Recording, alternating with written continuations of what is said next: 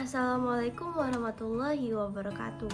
Perkenalkan, nama saya Nur Azalin. Saya berasal dari 12 MIPA 1. Kali ini saya ingin melakukan sebuah percobaan Oystart atau induksi magnet sederhana.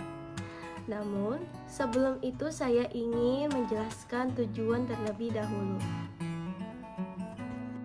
Yang pertama, mengamati medan magnetik di sekitar kawat berarus. Yang kedua, mengamati arah medan magnetik di sekitar kawat lurus berarus. Yang ketiga, menemukan hubungan jarak dengan besar induksi magnetik. Yang keempat, menemukan hubungan kuat arus dengan besar induksi magnetik pada kawat berarus listrik. Hans Christian Oystert 1777 sampai 1851, orang Denmark, merupakan orang pertama yang menemukan adanya medan magnet di sekitar arus listrik. Pada percobaan yang telah dilakukan, tampak jarum kompas diletakkan di bawah kawat penghantar. Saat saklar terbuka, pada kawat tidak ada arus listrik yang mengalir dan jarum kompas pada posisi sejajar dengan kawat. Apabila saklar ditutup sehingga arus mengalir pada kawat penghantar, maka jarum kompas tergantung arah arus pada kawat dan letaknya. Pada percobaan Oystert menunjukkan bahwa A. Arus listrik menghasilkan gaya yang dapat memutar magnet yang ada di dekatnya. B. Besarnya gaya bergantung kepada kedudukan relatif antara arus dan magnet. C. Kawat dialiri arus listrik dari arah utara sampai selatan. Kutub U magnet jarum menyimpang ke kanan. D.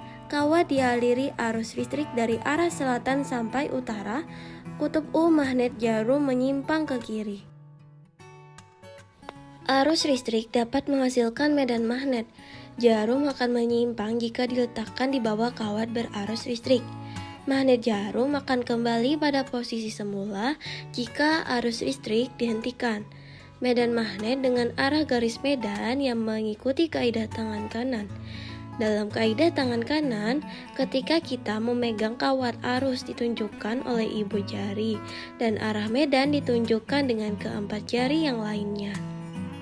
Alat dan bahan yang harus disiapkan ketika melakukan sebuah percobaan ini adalah yang pertama, kabel, 2 kawat sepanjang 25 cm, ketiga kompas, 1 buah, yang keempat baterai, 3 buah, yang kelima amperemeter, 1 buah, yang keenam aplikasi Gauss meter, 1 buah, yang ketujuh penggaris 1 buah, yang kedelapan paku 2 buah, yang kesembilan styrofoam 1 buah, dan yang ke-10 tutup botol 2 buah. Berikut adalah sebuah prosedur kerja yang telah kami lakukan, terdiri 3 tabel. Yang pertama, menyelidiki besar dan arah medan magnet pada kawat berarus lurus.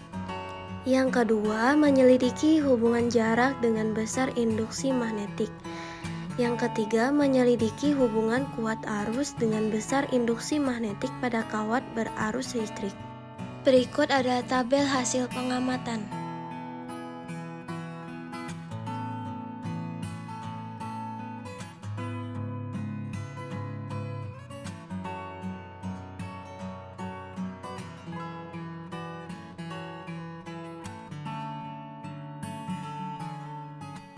Analisis data hasil percobaan. Yang pertama, dapat dilihat bahwa arus listrik memengaruhi arah induksi medan magnet. Saat arus mengalir dari A ke B, arah simpangan jarum searah dengan jarum jam. Kemudian, saat arah arus listrik dibalik dari B ke A, arah simpangan jarum berlawanan dengan jarum jam.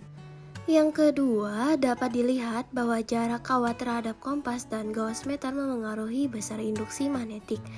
Ketika jaraknya semakin jauh, besar simpangan dan besar medan magnetnya semakin kecil atau lemah. Dan yang ketiga, dapat dilihat bahwa kuat arus memengaruhi besar medan magnet. Saat jumlah baterainya semakin banyak, kuat arusnya juga semakin besar. Semakin besar kuat arusnya, terlihat bahwa medan magnet juga semakin besar atau kuat. Kesimpulan dari praktek percobaan Oersted induksi magnet sederhana ini adalah yang pertama, arah medan magnet dipengaruhi oleh arus listrik. Arah medan magnet dilakukan menggunakan kaidah tangan kanan. Yang kedua, besar medan magnet dipengaruhi oleh jarak terhadap titik acuan. Semakin dekat jarak titik acuan, maka semakin besar kuat medan magnetnya. Semakin jauh jarak titik acuan, maka semakin kecil medan magnetnya. Yang ketiga, besar medan magnet berbanding lurus dengan kuat arus listrik. Semakin lemah arus listriknya, maka makin kecil medan magnetnya. Mungkin sampai di sini saja penjelasan percobaan Oersted dari saya. Terima kasih sudah menonton. Wassalamualaikum warahmatullahi wabarakatuh.